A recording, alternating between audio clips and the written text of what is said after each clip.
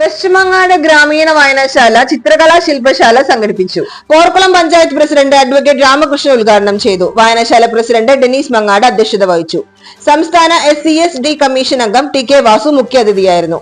പഞ്ചായത്ത് നേതൃത്വ സമിതി convener PM Soman, വായനശാല സെക്രട്ടറി PC മോഹൻദാസ്, ഭരണസമിതി അംഗങ്ങളായ രാജീവ് മണികണ്ഠൻ, PC ജയപാലൻ എന്നിവർ പ്രസംഗിച്ചു. ചിത്രകലയെക്കുറിച്ച് നടന്ന ശില്പശാലയ്ക്ക് സിനി ആർട്ട് ഡയറക്ടർ ജയലാൽ മങ്ങാട് നേതൃത്വം നൽകി. LP, UP, ഹൈസ്കൂൾ വിഭാഗങ്ങളായി നടന്ന ചിത്രരചനാ മത്സര വിജയികൾക്ക് സമ്മാനങ്ങൾ നൽകി.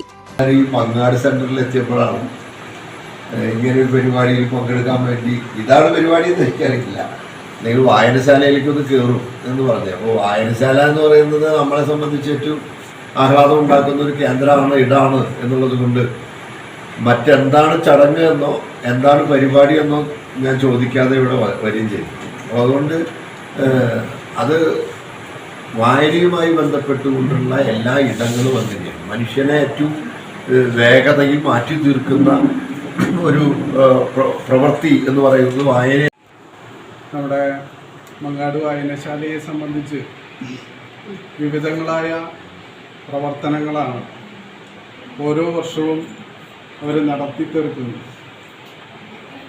ആ പ്രവർത്തനങ്ങളെന്ന് പറയുന്നത് തന്നെ വ്യത്യസ്തങ്ങളായ രീതിയിലാണ്.